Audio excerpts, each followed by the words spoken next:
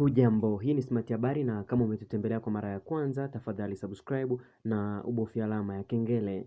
Leo macho na masikio ya Watanzania wengi yataelekezwa katika uwanja wa Amani Zanzibar, ambapo Young Africans watashuka dimbani kuvaana na Simba Sport Club. Lakini kwa upande wa Simba chini ya kocha mkuu Steve Barker wanatarajiwa kuingia na mfumo wa 4-2-3-1, mfumo ambao unalenga uwiano kati ya walinzi na kuongeza mashambulizi ya kasi. Kwenye upande wa golikipa sasa, kwa upande wa Simba, Simba leo atasimama Djibril Kasale, ambapo akiwa ngome ya mwisho, jukumu lake ni kubwa ni kuhakikisha kwamba safu ya ulinzi inakaa vizuri, kupiga kelele za maelekezo na kuokoa hatari zote zitakazotengenezwa na washambuliaji wa Young Africans. Safu ya ulinzi itaanza na Shomari Salum Kapombe, beki huyu wa kulia ambaye pia ni team captain, atakuwa na jukumu la kuzuia mashambulizi ya pembeni huku akisaidia kupandisha mashambulizi. Upande wa kushoto utakuwa ingizo jipya la dirisha dogo la msimu wa 25-26 Dickson Kibabage, mwenye kazi kubwa ya kupeleka kasi na kuonyesha uwezo wake wa kusaidia mashambulizi kwa haraka.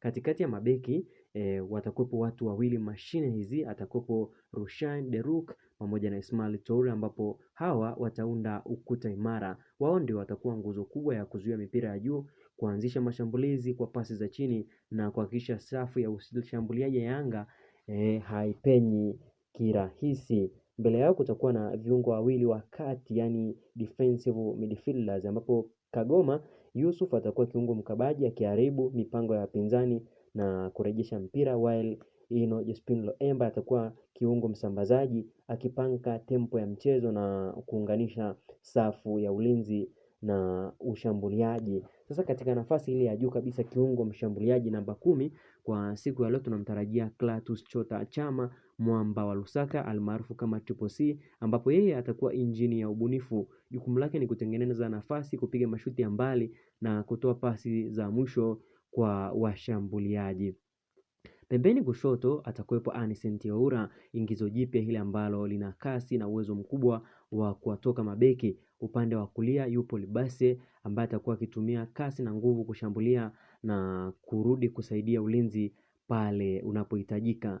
Mbele kabisa atasimama Selemani Mwalimu kama mshambuliaji wa kati, na yeye ndiye atakuwa tegemeo la mabao, akitarajia kutumia nafasi chache zitakazopatikana kuwapa Simba furaha ya ushindi na kuondoa unyonge baada ya kupoteza michezo 6 mfululizo mbele ya watani wao wa jadi, likimaanisha Young Africans. Ni pambano la heshima, ambapo ni pambano la kihistoria na pambano la kuania kurejesha heshima ya mnyama. Sasa tusubiri dakika 90 tuone nini ambacho kitatokea pale katika uwanja wa New